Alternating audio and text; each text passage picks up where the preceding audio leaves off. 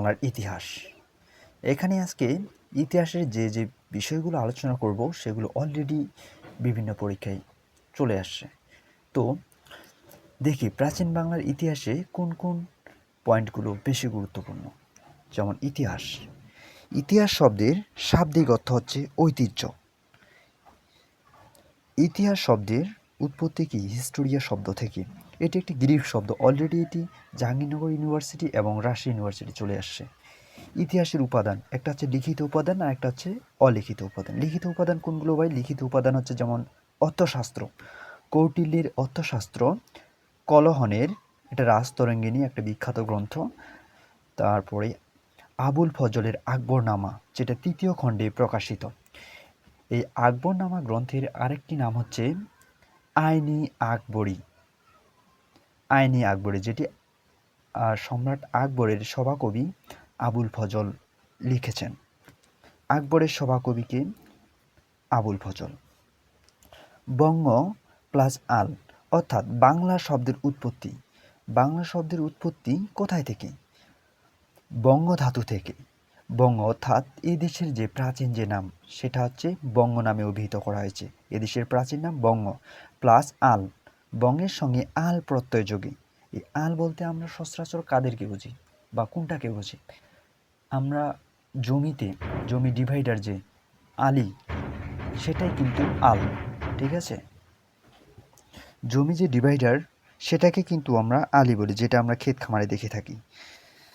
অর্থাৎ বাংলা শব্দের উৎপত্তি বঙ্গ প্লাস আল প্রত্যয় যোগে। বঙ্গ ধাতুর সঙ্গে আল প্রত্যয় যোগে বাংলা শব্দের উৎপত্তি। ইতিহাসের জনক। ইতিহাসের জনক আমরা কাকে বুঝি? ইতিহাসের জনক বলতে বুঝি গ্রিক দার্শনিক হেরোডোটাসকে। অর্থাৎ তিনি এই ইতিহাসের জন্ম দিয়েছেন। এটা অলরেডি রাজশাহী ইউনিভার্সিটি এবং চট্টগ্রাম ইউনিভার্সিটি চলে আসছে এই কোশ্চেনটা। বিজ্ঞানসম্মত, হ্যাঁ, এখানেই পার্থক্যগুলো বুঝতে হবে যে যদি শুধু ইতিহাসের জনক বলে তাহলে সেটা গ্রিক দার্শনিক হেরোডোটাস, কিন্তু বিজ্ঞানসম্মত ইতিহাসের জনকের বেলায় থুকিডাইসিস। এটা আরির কোশ্চেন, খুবই কনফিউশনিং এবং ইম্পর্টেন্ট। আবার যদি ইসলামের ইতিহাসের জনকের কথা বলি, ইসলামের ইতিহাসের জনক, তাহলে সেটা হবে আল মাসুদি। এবং এই ইসলামের ইতিহাসের ইতিহাস সম্পর্কিত এমন একটা গ্রন্থ রয়েছে যেটা হচ্ছে মিনহাজ উস সিরাজের তবকাত ই নাসিরি। মিনহাজ উস সিরাজের তবকাত ই নাসিরি খুবই গুরুত্বপূর্ণ একটা গ্রন্থ। আবার চৈনিক ইতিহাসের জনক এটা তাহলে হচ্ছে সুমাকিয়েন। এখানে আমরা আমাদের এই কয়েকটা গুরুত্বপূর্ণ বিষয় মাথায় রাখতে হবে। শুধু ইতিহাস নাকি বিজ্ঞানসম্মত ইতিহাস নাকি ইসলামের ইতিহাস নাকি চৈনিক ইতিহাস, এই বিষয়গুলো আমাদের মাথায় রাখতে হবে। পয়েন্ট 10, তাম্রপাতার উপরে লেখা ইতিহাস। তাম্রপাতার উপরে লেখা ইতিহাস কোনটা?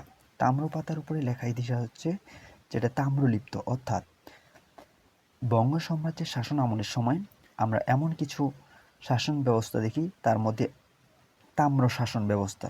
আমরা 7টি তাম্র শাসন ব্যবস্থা দেখি, 7টি বঙ্গরাজ্যে।